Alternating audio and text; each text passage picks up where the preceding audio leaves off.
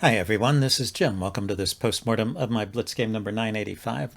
Wanted to play the English, so I started off with c4. My opponent went e5, the reverse Sicilian, a very principled way to play against the English and maybe the best move. Let's see, I go knight c3, he goes knight f6, go g3, he goes d5. So you can see we're playing a very standard line so far. He takes, I take, he takes, and I play bishop g2. So all is fine so far.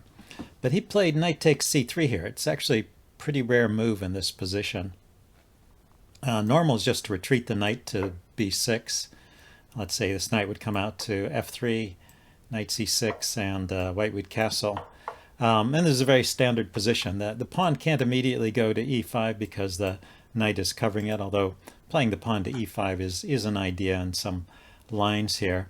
Anyway, this is quite playable for both sides. I think it was featured in the recent Magnus Invitational Tournament, the online tournament that was played recently. This position showed up in a couple of games there. Anyway, he didn't play like that. He played with knight takes c3. And this is maybe not as good. It gives me more pawns in the center, although there's no kind of immediate way for me to take advantage of it, but maybe gives a little slight pull to white. Let's see, he continues with knight c6, and I went with d3 here. You can see rook b1 is the move in the opening book, but well, rook b1, bishop c5 seems like a fine way to play. I was looking at other alternatives to d3. I mean, I thought d3 was fine because it opens up a line for the bishop, and I may play c4 at some point, but it is perhaps a bit slow. So the chess engine was suggesting another line here. It was suggesting, besides rook b1 and d3, I might have considered knight f3. This is kind of funny. It's just asking to be asking black to push that pawn forward to e4, and the knight goes back. But that, you know, the pawn is under fire after the knight retreats, so f5 is played to defend it, and then the knight goes to h5, perhaps with the idea of coming around to f4 at some point, or maybe f3 is going to be played and the knight is going to come back to f2. Anyway, that was the chess engine suggestion in this position, but d3 seems to be okay. I mean, even if I don't get in c5, I am still controlling a lot of squares here. My position is kind of modest, though, so maybe there are ways to improve. Anyway, he went bishop d6. I went knight f3. Feeling safe to attack this pawn now that I've got a pawn on d3. You know, in addition to opening up a line for the bishop, it was stopping that pawn from coming forward to e4. Anyway, he castled and I castled. And he went bishop g4. So I kicked the bishop immediately and it retreated back to e6. And now I played knight g5. This was an interesting move, but seems to be okay. You never know if this is going to backfire, but the knight has a good square on e4 that it can run to. So far so good, and maybe I've built up a slight advantage here. The next move, yeah, the chess engine did not approve of a4. I was just thinking maybe I'd get my bishop out here to a3 at some point, but it wants to play the more direct rook to b1. That's pretty simple, and the bishop has a good home on b2 as well. Can push this pawn forward and get something going on this diagonal. So that makes sense, rook b1. I went with a4.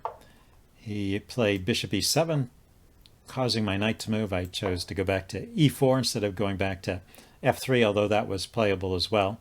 And then he went to f5, kicking my knight. And this seems to be a slight mistake.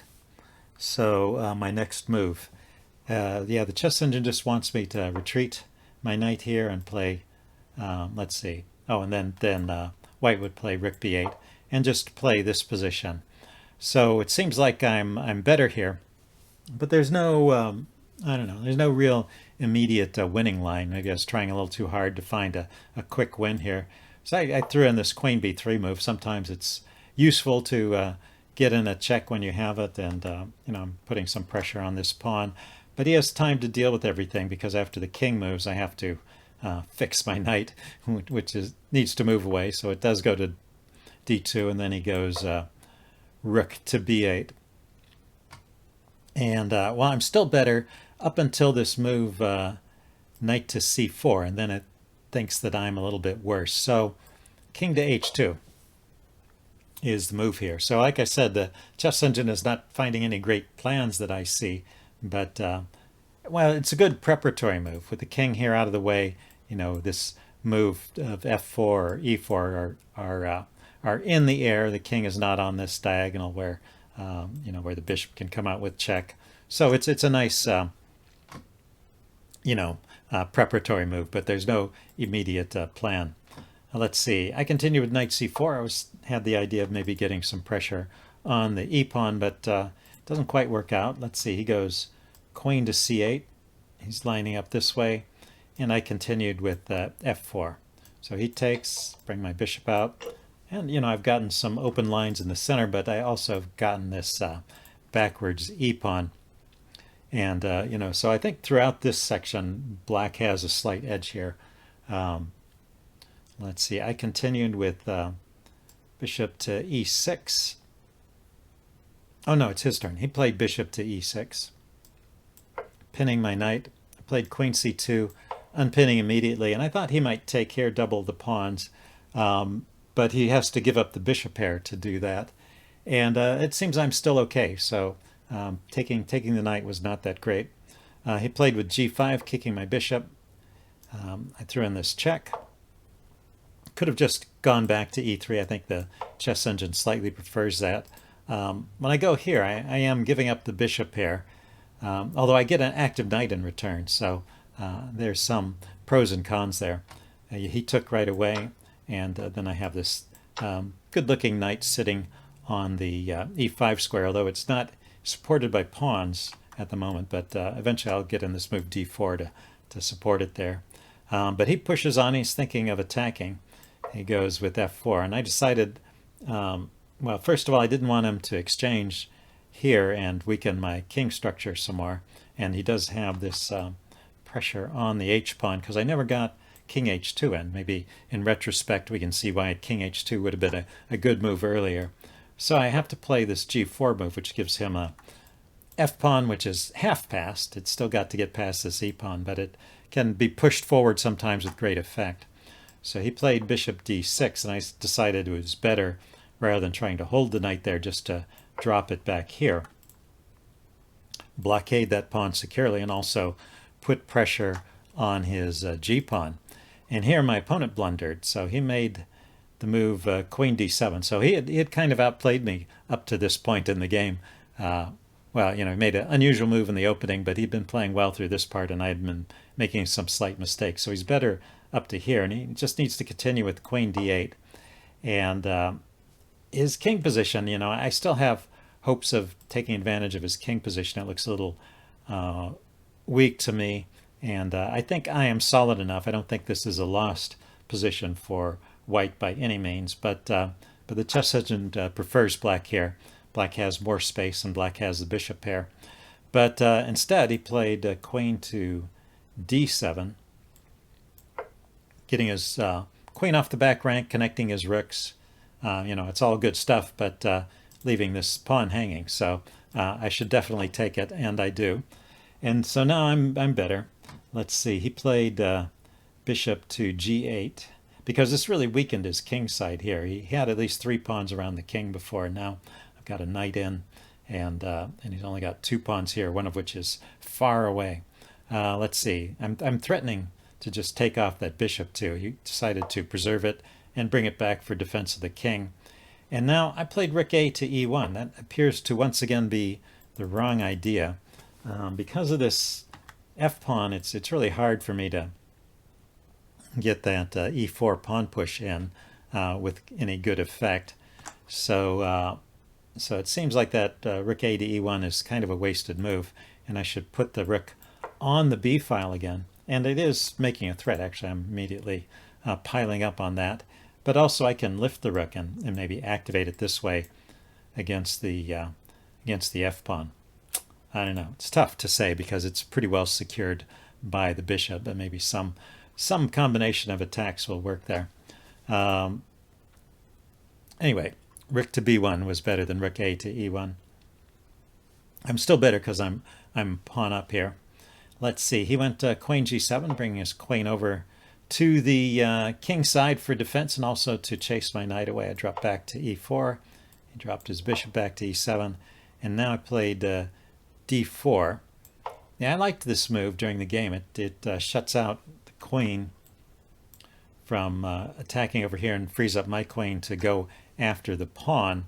But yeah, the chess engine likes just playing queen d2 immediately. Did not like d4. d4 is also a bit of a weakening move. It is opening up the light squares a bit for me. So slight mistake there. After d4,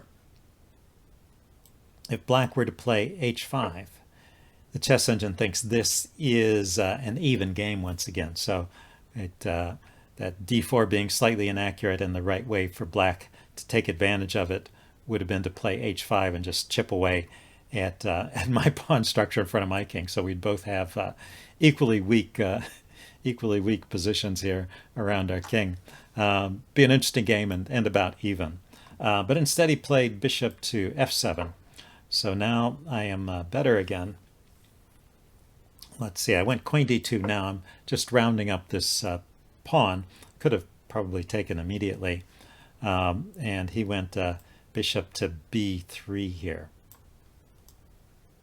going after my pawn over here. So he's grabbing a pawn on the wing in exchange for this f-pawn. So that's a good trade for me. That's not his best move. He could have played bishop to h4 here, activating the other bishop on the king side here and poking at my rook.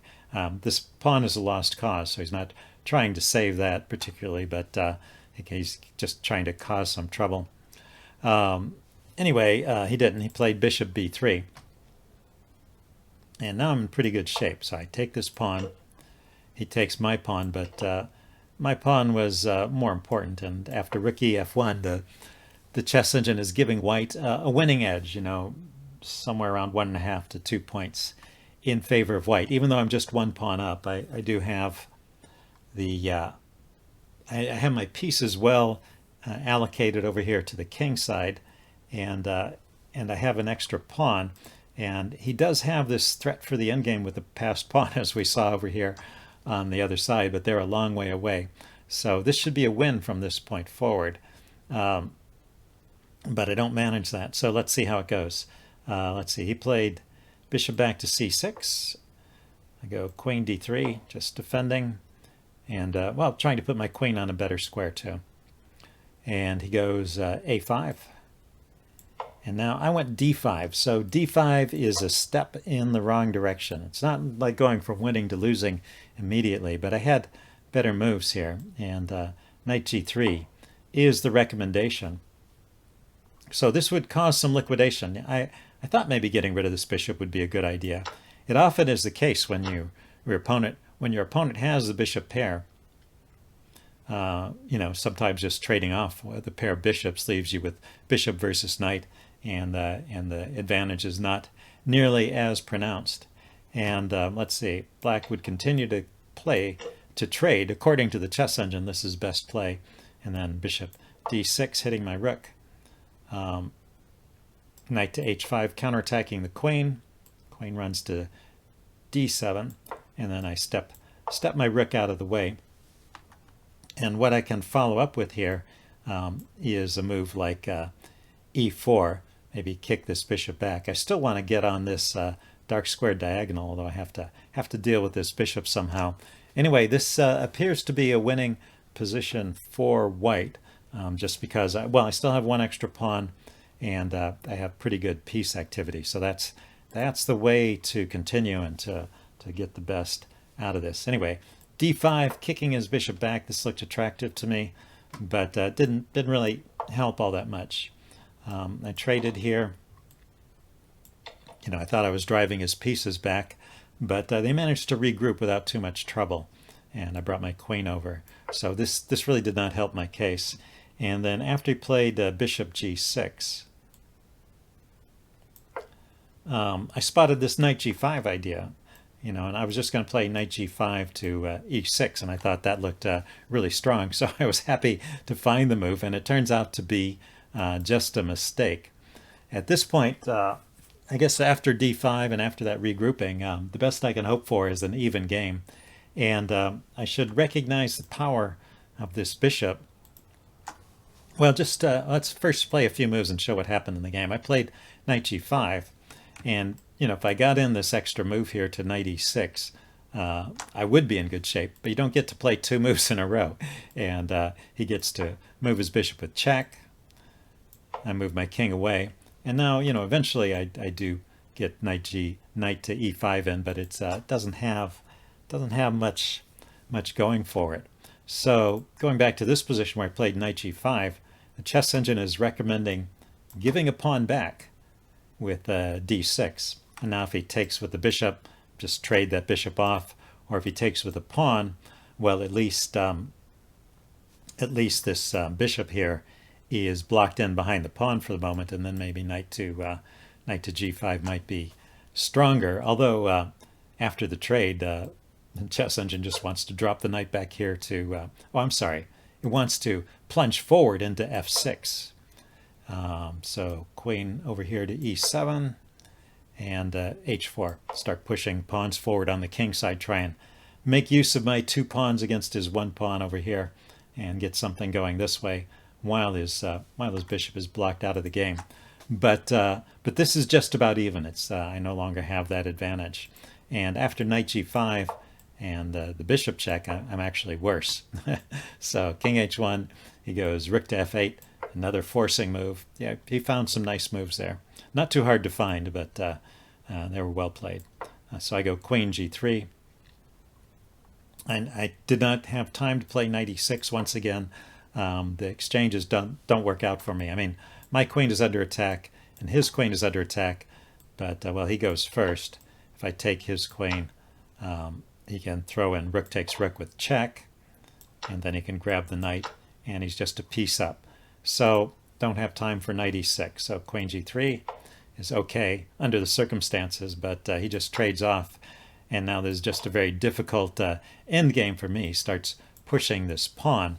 And it's been a tough game all along, and both of us have been using time. But now I am far behind in time and starting to try and move quickly to not run out of time. Let's see. I play knight e6 finally with the fork. He goes queen f7, which is an interesting move. It's if I take the knight here, he'll take my bishop. I mean, my knight takes his bishop. He takes my bishop with check.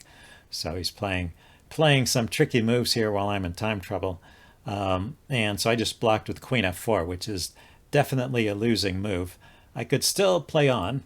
I mean, black is better, but I could still play on with bishop to g2. So my bishop is safe. His bishop is hanging. He's got to retreat it. He can hit my queen, and he can offer a queen trade like this. I can retreat back here. And it's a dangerous position for white, but seemingly playable. I have an immediate idea of check and take pawn. Of course, he can block that, but anyway, it just shows there are some ideas in the position. But I have to avoid the queen trade. That pawn is just too hard to stop with my bishop back here blocked in behind the pawn.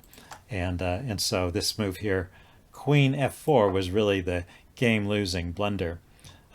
He took, well, I'll tell you what I thought, what I was seeing wrong here. I took back, and like I said, this is just lost here. He threw in the check, went here, and he played a3.